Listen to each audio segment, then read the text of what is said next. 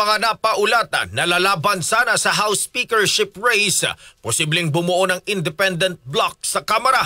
Kasama mo sa balita si Radyoman Grace Mariano.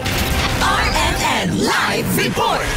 Posible ngang bumuo ng isang independent bloc sa Kamara ngayong 20th Congress ang tatlong kongresistang napaulat noon na lalaban sana sa House Speakership race na sina Representatives Toby Chanco ng Navotas, Albi Benitez ng Bacolod at Duke Frasco ng Cebu. Ang tatlong mambabatas ay nag-abstain sa pagboto para sa pagiging House Speaker ni later Representative Ferdinand Martin Romualdez at kanilang inihayag na magiging independent sila o hindi sasapi sa minorya o kaya ay sa mayorya. Ayon kay Chanco, puno ng kontrobersyal ang pambansang budget na ipinasa ng Kamara para sa kasalukuyang taon.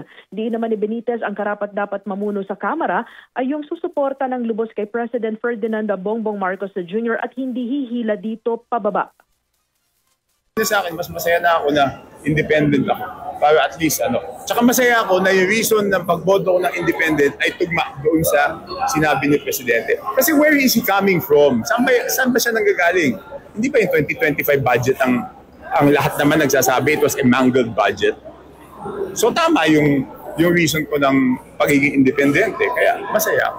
No, I'm not joining the majority, I'm not joining the minority nor the opposition. I will be independent and support of all its programs and vision. So far, tatlo pa lang kami. I don't know kung sino pa. Hindi naman pinag-usapan to, di ba? Although there were certain exchanges of communication, pero hindi naman parang plinano, di ba? Yeah, so this just happened and let's see where we go from here.